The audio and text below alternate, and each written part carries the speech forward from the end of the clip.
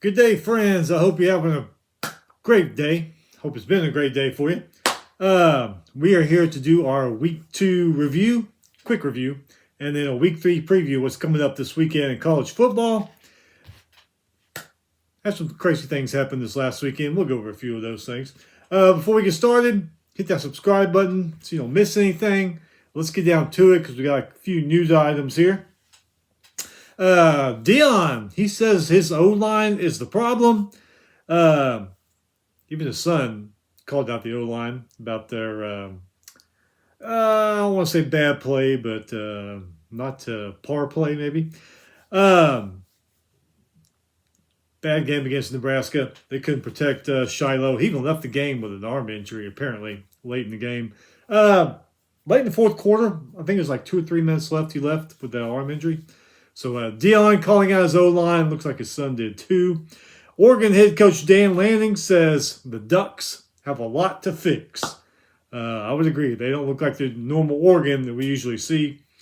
Ole Miss quarterback Jackson Dart, he set an NCAA or an SEC record. I'm sorry, set an SEC record with 30 straight completions. Pretty amazing there. Kind of looks like Florida's freshman quarterback DJ Lagway. Looks like he might be better than quarterback Graham Mertz. Graham Mertz was out this past week with concussion protocol.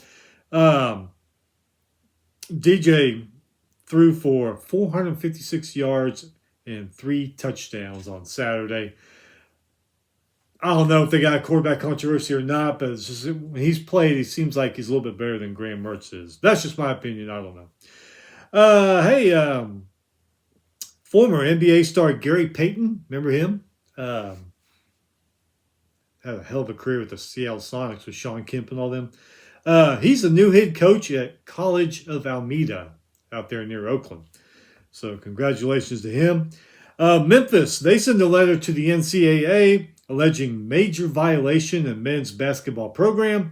This comes after Penny Hardaway fired 4 of his staff members.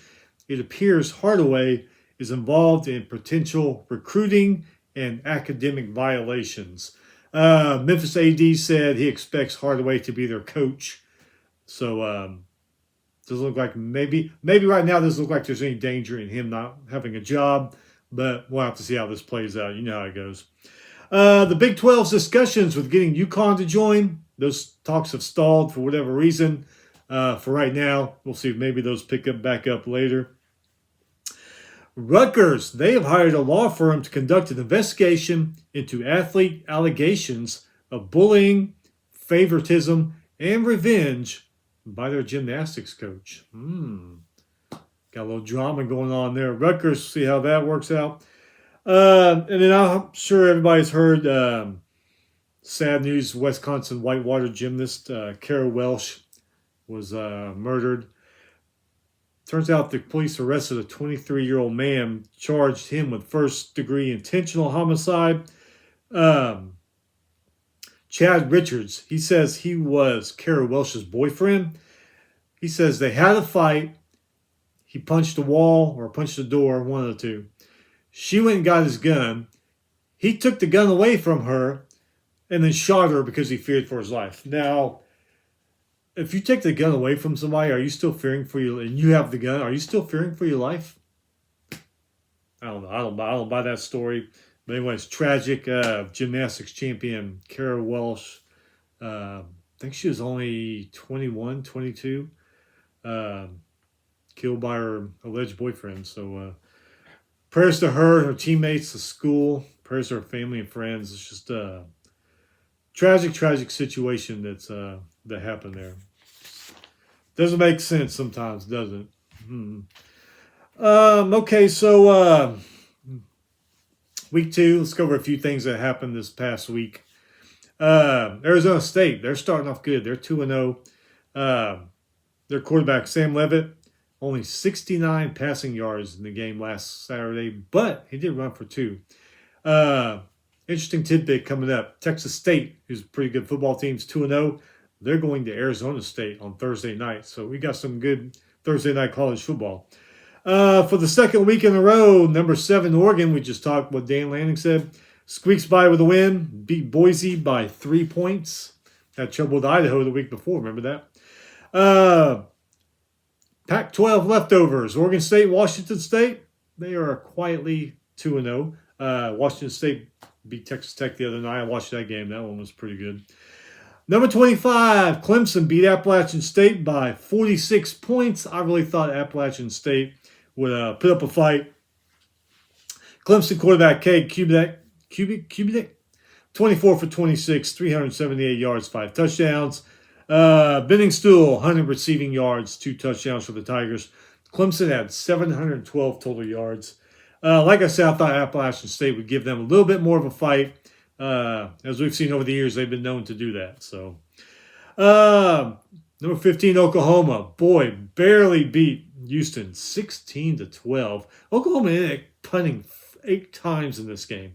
That's unheard of an OU offense punting 8 times, but they did. Jackson Arnold, 174 passing yards, 2 touchdowns, sacked 3 times. OU was 4 for 14 on third down. That's just crazy. Nebraska, we talked about. Dion and his son calling out the O-line. Nebraska beat them 28-10. The first half of this game, Nebraska played like old Nebraska when they used to beat people 70-0 back in the 90s. Looked great. Second half came and they kind of struggled. CU, they looked a lot better than they did in the first half. Nebraska defense had 5 sacks in this game and 2 turnovers. Both teams were bad on third down, though. It's crazy. Colorado, only 16 rushing yards. They need to get themselves a rushing game going there. But both teams had over 100 yards and penalties. So, coaching, they're not happy about that crap. Nebraska running back Dante Dow, 2 rushing TDs in that one. For, I don't know, this whole summer, the media has told us that Colorado's the best thing to ever happen in this world. Saturday night, I didn't see it. I didn't see it at all Saturday night. So, could it be the media is wrong about something again? Who knows? Vanderbilt, man, they are 2-0. They're starting off their season pretty good. Beat Alcorn State, but beat them 55-0. That's a win. Martell Hype, 57 punt yard return for a touchdown. Alan Wright, he had a pick 6 for the Commodores. So Vanderbilt starting off really good. Number 14, Alabama. Looks like they're going to have trouble with South Florida again.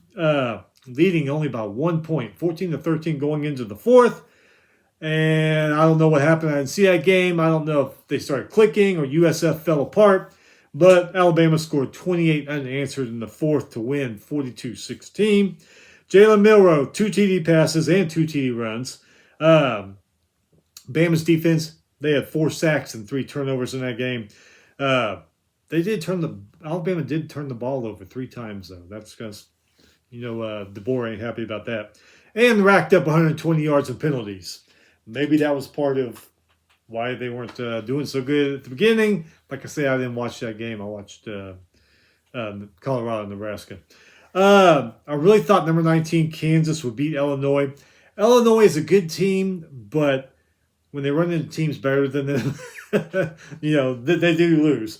But man, Illinois pulling it out at home, nice, 23-17. Jalen Davis for Kansas, 18 for 32, 141 passing yards, 2 touchdowns, 3 interceptions. But they turned the ball over 4 times in this game. That did not help them. Illinois only had 79 rushing yards. That's crazy. Both, though, some good news coming out of this, at least for Kansas. Both teams only had 2 penalties each in this game, so coaches got to be happy about that. Virginia, they're 2-0, squeaked by Wake Forest, 31-30. Quarterback Colin Dre, 357 passing yards, 3 touchdowns, did throw 2 picks, but hey, they still won. Virginia, 3 for 3 on 4th down. Air Force loses to San Jose State by 10. I thought Air Force would win this game. They're just pretty good. They're a pretty good force out there in the Mountain West, but no well. James Madison barely beat Gardner Webb by 7. James Madison, 3 for 12 on 3rd down in that game. Texas State versus UTSA. I watched this game. Pretty good game because it's a rivalry, I-35 rivalry. San Marcos and San Antonio are separated by 50, maybe 60 miles, not too far from each other. I thought that'd be more of a game because it was a rivalry, and we've seen what UTSA has done in the past few years. But I was wrong. Bobcats win by 39. Very, very much improved Texas State team. Started last year. Their quarterback, Jordan McLeod, 309 passing yards, 2 touchdowns, and 2 rushing touchdowns. Like we mentioned, Arizona State and Texas State play Thursday night. And I think they play in San Marcos, so I have to look that up. But I think it's in San Marcos. That should be a pretty good game. We should really see which team is actually not a pretender. I really think so. I really think that's going to prove it. But we'll see. Notre Dame, man. Number 5, Notre Dame. They were number 5. What the hell happened? Losing to Northern Illinois, 16-14. All of a sudden now, that loss to A&M looks really bad.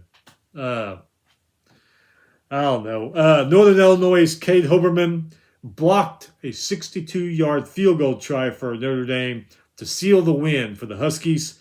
I'm sorry, but if you're kicking a 62-yard field goal at the end of the game to win, you got some issues. You got some issues you need to work out on offense and probably maybe even defense too. I mean, if it's coming down to that, yeah.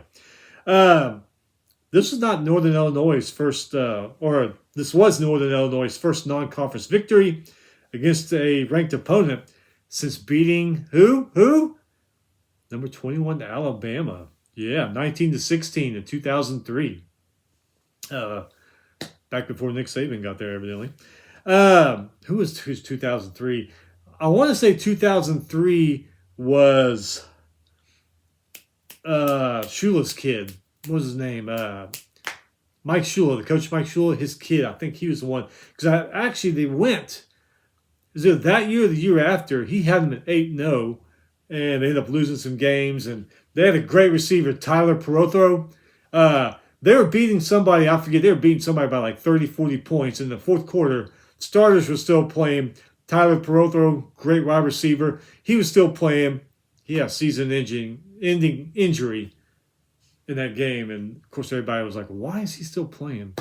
But anyway, yeah, that's the last time. It was also the Huskies' first victory over a top 10 opponent. Each team, though, only 3 penalties in that game, so the coaches have got to be happy about that. Mike Shula, what was his kid's name that coached Alabama? I forget. Number 11, Utah beat Baylor 23-12. Rising left the game again with an injury. I think it's his hand this time. Iowa lost to rival Iowa State by 1 point, 13-0 at a half. Iowa State came back and outscored Iowa 20-6 in the second half. Cyclone kicker Kyle Cornaday hits a 54-yard field goal with 6 seconds left to win. Again, remember last week, that first half of that Iowa game, we're like, where's this new offense we're hearing about? Boom, they hit in the second half. This week, had some success in the first half, did nothing hardly in the second half. So, Hawkeyes still got some offensive problems. Michigan State looking a little bit better. They beat Maryland 27-24. Aiden Chiles, Spartans quarterback, 363 passing yards, 3 touchdowns. He also did throw 3 picks, though. Boston College, they are 2-0, building confidence. I'm proud of Bill O'Brien. He's not scoring a touchdown like he did here at the Texans and then sitting on it the rest of the game. Looks like his game plan is much improved. Wisconsin, did you see this? Wisconsin running back Chez Malusi lost his grandfather on Friday. Grandfather dies on Friday. Saturday, rushes for 2 touchdowns. They beat South Dakota 27-13. From what I understand, when his grandfather died, he didn't say anything to anybody until after the game on Saturday. So, said he was playing for his grandfather, and looks like he did. He had a heck of a game. South Carolina, boy, look at them. They are 2-0 now. Beat Kentucky in Lexington 31-6. Quarterback Lane Norris, Sellers, 2 touchdown passes. Amenwari had a 24-yard pick 6. Already people are saying to fire Stoops. He's I think he's the winningest or second winningest coach there in Kentucky football history. And if you do get rid of Mark Stoops, my question is, who are you going to get? You could probably get a coordinator who wants to be a head coach, yeah. But I just don't think you're going to get any big names to go and have a lot of success. I mean, you get a hotshot coordinator, that could change, but I just don't know who you're going to get right now. So It's just one game. Wait till the end of the season before you start all the fire stoop stuff. Cal, they are 2-0, going to Auburn and win 21-14.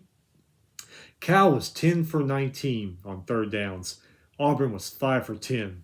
And Auburn also turned the ball over 5 times in that one. Peyton Thorne sacked 4 times. Hugh Freeze has got to get that thing together. People are going to be turning on him pretty soon. Wyoming. I don't know what happened to Wyoming. They've been a good team the last few years. They're 0-2 now. Lost by 4 to Idaho at home. Actually was going back and forth between that game and the Texas State game. And when I would turn it to the Wyoming game, boom, big play, touchdown. I guess I should have kept watching for Wyoming fans because they ended up losing. UNLV looks to have another good season, beat Utah Tech 72-14. UNLV quarterback Matthew Slava, 3 touchdown passes, and he ran for a touchdown. Pretty nice. Wide receiver Ricky White, 3 touchdown catches for them. I wasn't surprised Texas beat Michigan because Michigan has lost a lot from everything from the coach through players. But I did think they would make it a game, and boy, they did not. They did not make it a game. Wasn't competition at all. Glad I watched something else instead. Because I was going back, should I watch this game or should I watch the Arkansas-Oklahoma State game? Glad I watched the Arkansas-Oklahoma State game because it was entertaining. We'll get into that here in a minute. But Texas, 10 for 16 on third down. Michigan, 3 for 12, plus only 80 rushing yards. That looked like the theme for last Saturday. A lot of teams under 100 yards rushing. Kind of crazy. Penn State, they had trouble with Bowling Green. I thought Bowling Green was going to pull the upset there for a while. I thought Penn State was going to beat them handedly. Nope. They won 34-27 though. Bowling Green led 24-20 at halftime.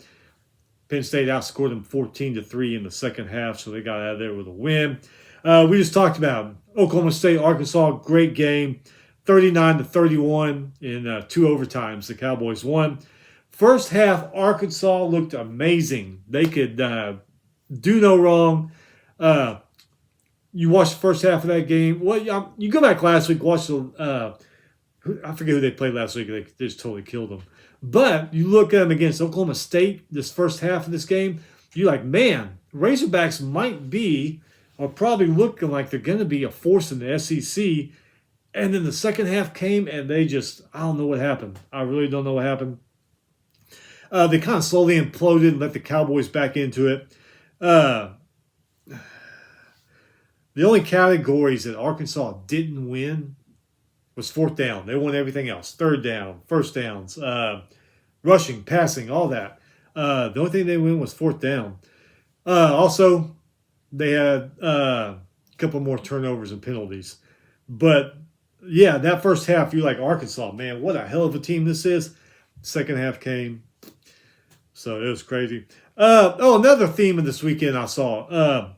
A lot of 15-yard penalties. Everything from targeting to roughing the passer to all kinds of stuff. A lot of 15-yard penalties this past Saturday. I know these coaches aren't happy about.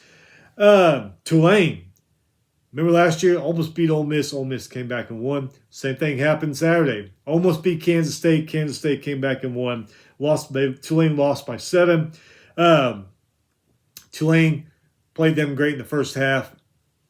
Another theme of the weekend, teams falling apart in the second half. That's what happened because Kansas State outscored them 24-7, including Jack Freebies had a 60-yard fumble return for a touchdown. So 15-yard penalties, low rushing yards, and being outplayed and outscored, falling apart in the second half. Those seem to be themes from last Saturday. Georgia Tech, man, they were on a high. They lost to Syracuse 31-28. Orangemen, they're now 2-0. Pitt comes back in the fourth quarter to beat Cincinnati 28-27. They trailed through 3 quarters. I kept seeing that ticker on the screen. I was like, boy, Pitt, they're going to lose this one, and Narduzzi's going to be getting screamed at by fans. No, they came back and won that one, so good for them. Took 2 overtimes for Duke to beat Northwestern by 6. Northwestern had some offensive struggles in that game on Friday. They just didn't They didn't look like past Northwestern teams, that's for sure. Really wasn't sure who's going to win, BYU and SMU. BYU won by 3. Kind of hard to feel those two teams out. They've had a lot of success the last few years, but this year they're just not looking as good as they have been. All right, so let's get to this weekend. What's happening? I got some stupid advertisement on top of my screen. All right, so let's get to what's going to happen here, week 3. We mentioned it Thursday, 6:30 ESPN. Arizona State versus Texas State, both 2-0. Texas State's better passing game, but Arizona State is a better rushing team. So, should be a pretty good one for a Thursday night. Friday, 6 p.m. ESPN, 2-0 UNLV goes to 1-1 Kansas, who you know is pissed off and upset because they lost to Illinois. That could be a pretty good one. And 7 p.m. on Fox, Arizona versus Kansas State, both 2-0. Heck of a matchup for Friday night. So Friday night, you got 2, 1 for sure good matchup, 2 potentially good matchups. If UNLV and Kansas turns out to be a heck of a game. I'm going to try to watch them. Honest with you, I watch high school football on Friday nights online. But should definitely check in and see what's going on with those games. That's for sure. All right, 11 a.m. Fox. Alabama going to Wisconsin, going way up north. Both are 2-0. As we've seen, Alabama has been starting off slow this year, but Wisconsin, they're not the firepower, team starting off either. So, who knows? 11 a.m. on Big Ten Network. 2-0 Arkansas State goes to Michigan. Michigan had issues, even had issues against Fresno State. So we'll keep an eye on this one. Who knows? Maybe Arkansas State can go up there to a Michigan team that's pissed off, not thinking straight, and win in the big house. Hey, Northern Illinois, they beat Notre Dame Stadium. Why not 2 weeks in a row, huh? Why not 2 weeks in a row? 11 a.m. ABC, LSU versus South Carolina. South Carolina looking good. LSU really needs this win after the whole USC debacle. LSU did beat Nichols on Saturday, but, 11 a.m. ESPN, 2-0 Memphis goes to 0-2 Florida State. Can the Noles get a win? Can they just get at least one win? You got 2-0 Memphis coming in. If you don't watch it, just keep an eye on that score. 11:45 SEC Network. This ought to be pretty good. 2-0 Boston College, who's riding high right now, going to 2-0 Missouri. That could be a pretty damn good game. 2:30 CBS. Number 5. Well, they're not number 5 anymore. Notre Dame, who lost to Northern Illinois, goes to 1-0 Purdue. Purdue, you think they're licking their chops? I mean, they're playing that first game. They played better. We'll see. There's a lot of games going on this weekend. I guess because of conference realignment, why they're going on so early in the season. Civil War, Oregon State. Apple Cup, Washington State. It's like, what are we going to watch at the end of the year? That Thanksgiving weekend, Not so. Anyway, 2:30 on Fox, Civil War, Oregon versus Oregon State, both 2-0. Oregon, even Dan Manning said they've been starting off slow and they need to improve. Oregon State's looking good. So, and I think they're playing there in Corvallis. So, 2:30 ESPN, a good Tulane team goes to OU, who we saw struggle, only won by 4 points over Houston. Tulane's a good team. They blew it in the second half versus Kansas State. But maybe they learned their lesson. Maybe they go to Oklahoma and beat them. We'll see. 2:30 on ESPN. I think they left, so that must have been ESPN2 because I looked on the schedule and they both said ESPN. I was like, you can't have 2 games on ESPN at the same time. So one of these is on ESPN2.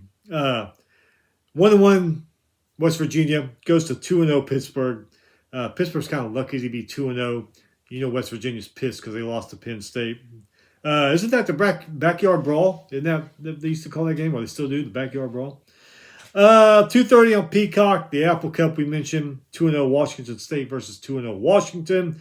Why this game is right now, I don't know. 2:30 ABC, A&M goes to Florida. Both are 1-1. Both were supposed to be better. I don't know. I love A&M, but man, sometimes you just want to choke the crap out of them. All right, 3 p.m. ESPNU, 1-1 Appalachian State versus 2-0 East Carolina. Appalachian State looking back to get to beat Appalachian State. They sure didn't show up the other day. 3:30 CBS Sports Network. Another rivalry game. 2-0 Utah versus 1-1 Utah State. Why this game is being played now, I don't know. 5:30. This might be a pretty good late afternoon one. 5:30 on CW Network. 2-0 Ole Miss versus 1-1 Wake Forest. That might be a pretty good one there. 6:30 NBC. 2-0 Indiana, playing with a lot of confidence, playing good football. Going to UCLA, who's 1-0. Man, just think of it. If Indiana could go into the Rose Bowl and beat UCLA. That'd be pretty damn interesting, wouldn't it? 6:30 ESPN. 2-0 Toledo versus 1-1 Mississippi State. You know, Mississippi State doesn't want to lose at home to a MAC team. 6:30 FS1. 1-1 Air Force versus 1-1 Baylor. The way they're both playing, I would flip a coin on this game. I'd probably give the slight advantage to Air Force, but who knows? 6:30 Fox. 2-0 Central Florida versus 2-0 TCU. Might be a pretty good one to start off the evening because I don't know, it may just not be much on Saturday night, but that'd be a good one. Been there in Fort Worth. 6:30 CBS Colorado versus Colorado State rivalry game. They always play this one early in the season, so I'm not going to bitch about it being up there. Both 1-1 rivalry game, should be a pretty good one. 7 p.m. ESPN Plus. 1-1 Rice versus 0-2 University of Houston. They usually play this one at the beginning of the season too. But rivalry game, Houston, I don't know what their problem is. Willie Fitz came over. He thought he was going to fix everything. They did play Oklahoma tough, though. Played Oklahoma tough. Week before, though, UNLV whooped them. Rice lost their first game, won this last one. It was against a lesser opponent. So whoever wins this game, who knows? Might be another coin flip. Late games, 9:30 ESPN. 1-1 San Diego State goes to Berkeley. Plays 2-0 Cal. Cal off that win against Auburn there in Auburn. That could be a pretty good late game there. 9:30 on True TV, which I didn't know True TV was showing football games until this last Saturday. So cool, another channel of football. New Mexico State versus Fresno State, both 1-1. All right, that's it. I hope the rest of the weekend or the rest of the week goes fast for you, so we can hurry and get to Thursday. We got the good football starting on Thursday. Stay safe, work hard. Stay busy, and the week will go by fast. And we will see you next week, next week, to go over what happens this Saturday and what's going on the next Saturday. Anyway, take it easy.